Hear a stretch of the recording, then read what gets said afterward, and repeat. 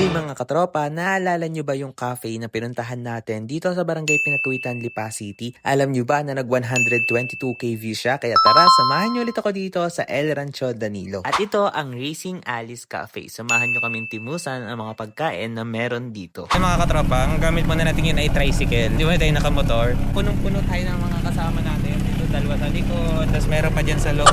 At para sa mga pagkain na in-order namin, meron tayong overload fries, heirloom burger, clubhouse sandwich, mojito mocktail, hazelnut macchiato, Oreo milkshake, caramel macchiato, at strawberry frap. Tapos susubukan din natin yung kanilang pickle papaya, pickle ampalaya, pickle mango, at saka yung pickle singkamas, or in short, mga buro sila.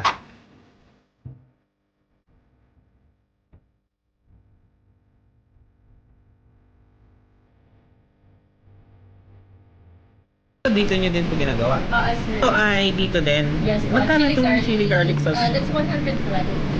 Pickle, papaya, singkamas, ampalaya. Then lahat dito din sa farm Yes. galing? Tapos yung produce din ng farm. Ito yung mangga.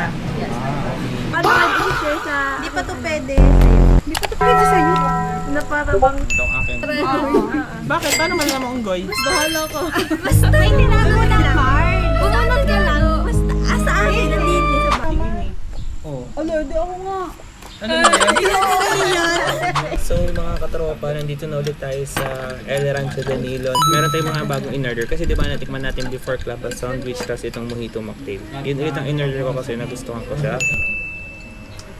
Gusto ko yung ano yung pagka-citrus. Itong ko to, itong maninipis na parang fries. Para siyang ano, twist fries. Tapos meron ng bubong oh.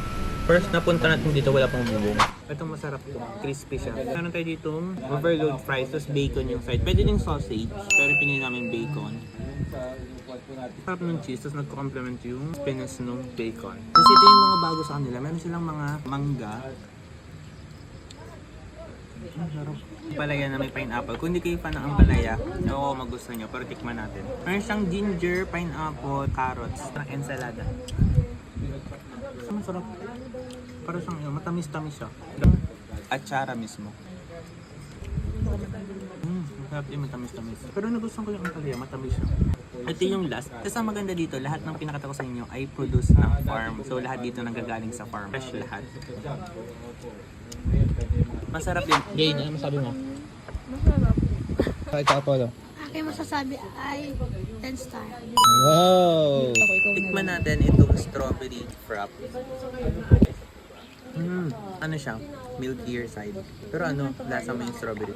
Ito pala yung kanilang heirloom burger na tinatawag. Tapos may sides na fries. Pero ito man naman.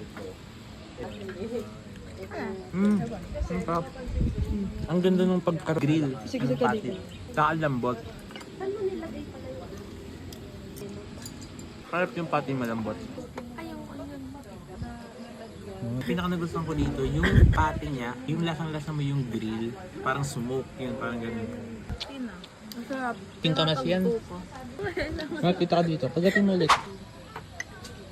Gusto ko yung strawberry. Kalasa siya nung ice cream na I-ice? Basta yun. Kaya gusto ko. Kasi favorite ko sa i-ice yung strawberry ice cream.